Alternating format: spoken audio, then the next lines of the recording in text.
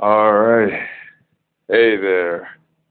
Name is Chris the Audacious, and I am here making my first video on YouTube.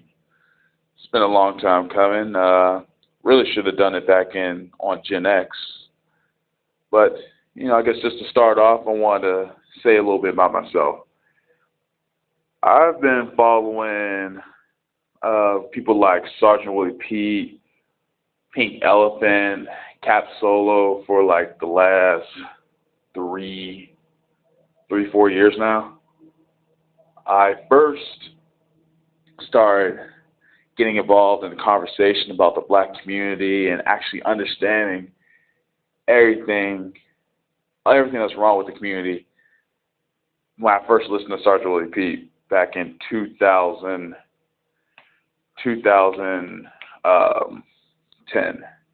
2010, I was 17 years old. I'm 21 right now.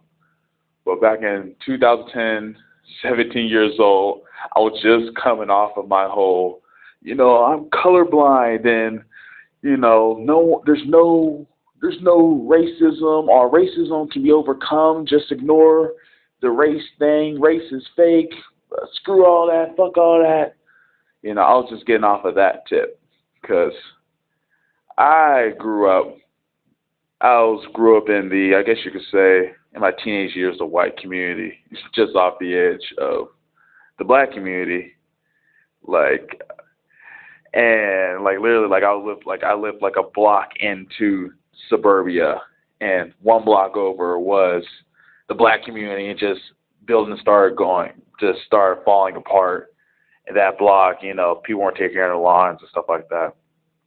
But anyways, yeah, I started listening to Sergeant Willie Pete back in 2010, 17 years old, just coming out the colorblind thing. I was trying to find any reason whatsoever to basically dismiss race, because I knew race was genetically bullshit, just in my personal opinion.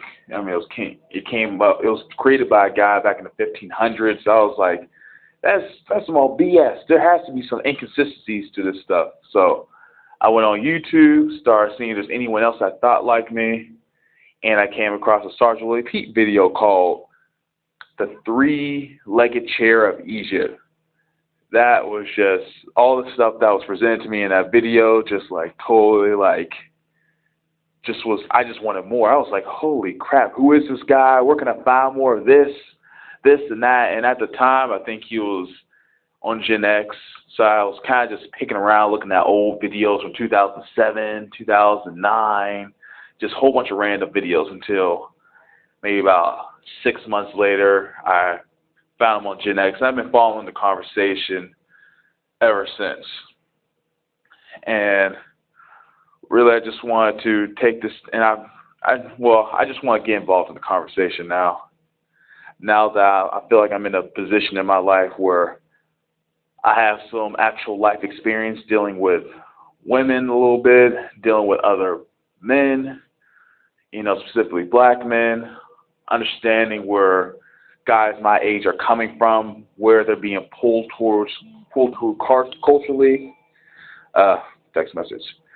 But yeah, I'm recording this on my phone right now. So hopefully I won't get a call or anything like that. But if not, I can always just start over. But anyways, I feel like I'm in a position now I can actually have a full-on commentary. Because before, I was like really young. I wasn't even 20 years old at the time. All experience I had was kind of just told vicariously. Everything I knew about other black people, other people in general, was known vicariously through other people. So I feel like right now I'm at the point where I actually have the experience dealing with men, women of many different demographics, because I was very sheltered growing up. I'll get into that another day. So yeah, actually, defeat the purpose. Actually, I'm going to get into that today. So yeah, I want to get into that today. Tell you guys a little bit about myself. Name's Chris the Audacious. I am 21 years old. I currently live in Pittsburgh, Pennsylvania. Lived here all my life. You know, grew up, lived with my mom. Dad was kind of part-timey. You know, mom very Afrocentric. Dad kind of you know, hated white people a little bit, but that was about the end of it. You know, wasn't really conscious. My mom was very conscious to a point. Um, when I started getting engaged in this conversation, I realized that both my mom and my dad were kind of the perspective of, you know what, screw niggas, just get away from them. Whenever you get a chance, get away from them. You know, I tried talking to my dad about the black community because my dad, he's like in his like late 50s, going to be 60 pretty soon. He's like the only man of all of his friends to actually find a career and actually retire from it. So he's like an exception amongst the people of his camaraderie. So he kind of just like tries to stay away from other black people, not too far away, because he feels kind of trapped. He can't go. He doesn't feel comfortable going to the white community, even though he has the money to move.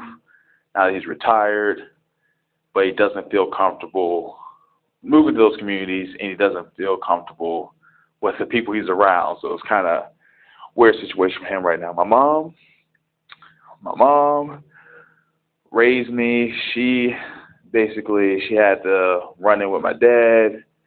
Doesn't have a lot of trust. I hate to say it, but I love my mama. I love my mama anyways, but she doesn't have a lot of trust for men in general. You know, she just a straight up, just, I wouldn't even call her a matriarch. She doesn't really interact with other men in that way after I was born. But, you know, mom is kind of she just took care of me and she said, I'm just going to raise my son to be my ideal of a black man. And, you know, she raised me. I was very intellectual growing up, bit of a nerd, but unfortunately because I spent most of my time with my mother, just looking back objectively, I didn't have a lot of experience with men. You know, I went over to my dad's house, maybe on the weekends, things like that. And then I would get thrown into an all boy, all masculine environment when I go with my dad.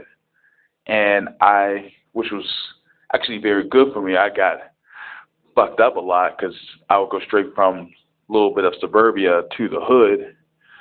And I had some run-ins, but I think it was ultimately good for me. It gave me a lot of perspective. So, but I'll get more into that type of stuff in another video. But yeah, that's kind of that.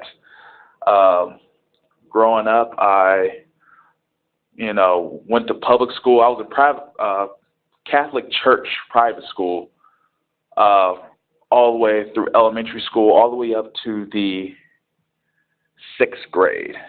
And then I went to public school for the first time. That was, talk about growing experience, That's when, all the sheltering I went through kind of came to a head because I was the socially awkward nerd / lame who was kind of called Oreo sometimes. Oh, you act white, da-da-da-da-da. Didn't really know my place. So after that, I was like, after a year, after 6th grade, my mom was like, no, pull, no. I want to get you out of here. I want to pull you out of here. You need to be homeschooled with me some more. But I was like, no.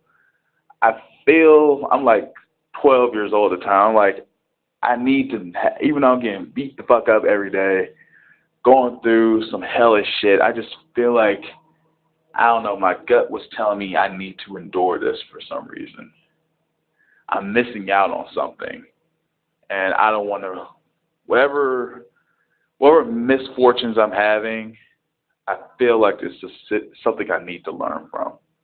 Because after I go back to being sheltered and homeschooled again, I ain't coming back to this shit. Ain't gonna be no redo lessons. So yeah. After that, I went through 2 more years of public school, sixth, seventh, eighth grade, and I was like, all right, I'm done. I learned everything I could from that, and then I was homeschooled through high school. So 17 years old, and during those years in homeschool years in high school, I was basically on some race doesn't matter. I'm colorblind. It doesn't really matter what color you are. Everything's all cultural based. I wasn't thinking about the economics, the structure of the black community. I kind of was of the perspective that anything wrong with black people is just cultural. We just need to change our minds. We just need to change the way we think.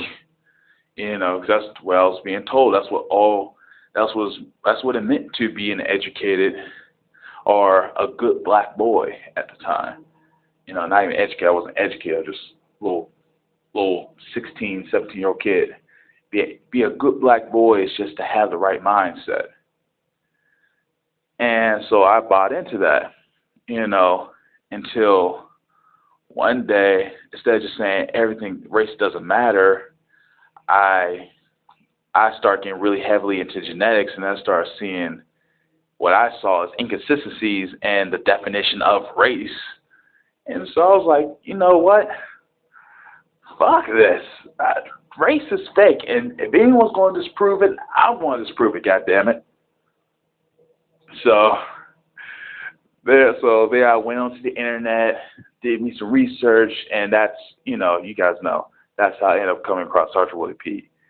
Following the conversation ever since. And so right now at this time,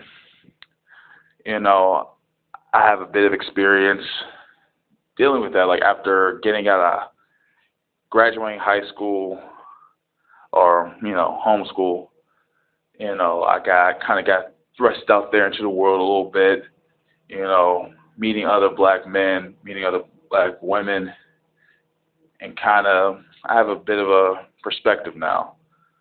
I really gotten over that whole shy, awkward, socially awkward, lame stage in my life.